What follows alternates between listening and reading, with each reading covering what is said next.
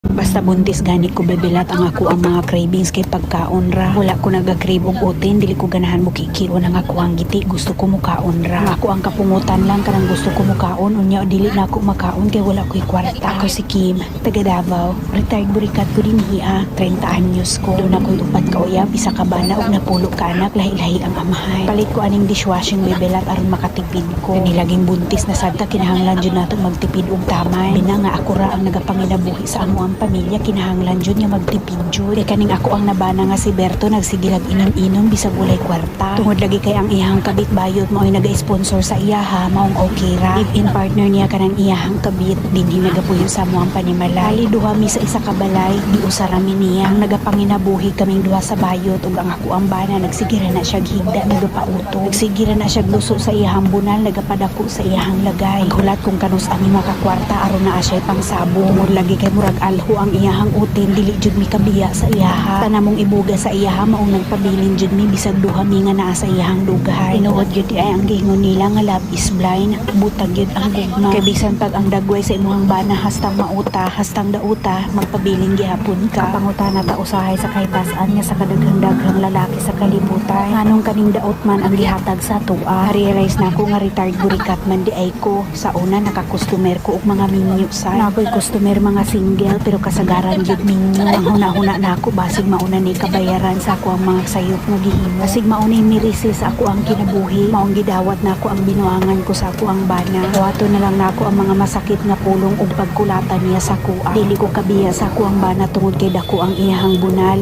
Ikaduha na aming mga anak. Tulo na kabuok ang ako ang mga anak, lahi-lahi ang amahan. Karon buntis na sad ko ug ang amahan ni ini mao si Berto, sigurado na jud ko. Tungod lagi kay broken family ko, guba ang ako ang pamilya. Ako ang mga ginikanan nagbulag sad mao dili na ko gusto maagian sa ako ang mga anak. Tuso na ako tanan ang kasakit, dili lang mi magbulag sa ako ang bana bisan pag unsay istorya sa mga tawo nga nakaila sa kuha aron makita sa ako ang mga kadugo o mga kaila, mga amiga-amigo nga malipayon ako ang kinabuhi. Maningkamot ko mangutang aron na may kalaag sa ako ang bana ug anak. Man mag-post-post ko sa social media og happy family bisag sa personal bunog na kaayo ko. Bisag wala na maog, wala na ko kasabot sa ako ang kinabuhi sa personal, pero sa Facebook hasta namong lipaya bahala na. Kay sa una manggod nga namurikat pa ko, lami manggod kayo ang ako ang kinabuhi. Paghigda na ko, lami. Pagbangon, lami gihapon kay mudawat naman ko og kwarta. Ang kailangan ako ipakita sa ilaha nga malipayon ko bisag retired burikat na ko. Kinahanglan dili nila makita nga nagpait na ko sa ako ang kinabuhi aron dili sila makaingon nga gaba na nako ni. Sa mga bebelat na pirmi nagapalit ning ako ang produkto. Dako kayo ako ang pagpasalamat sa inyo kay kung dili tungod aning ako ang produkto, dili ko mo retired sa ako ang pagka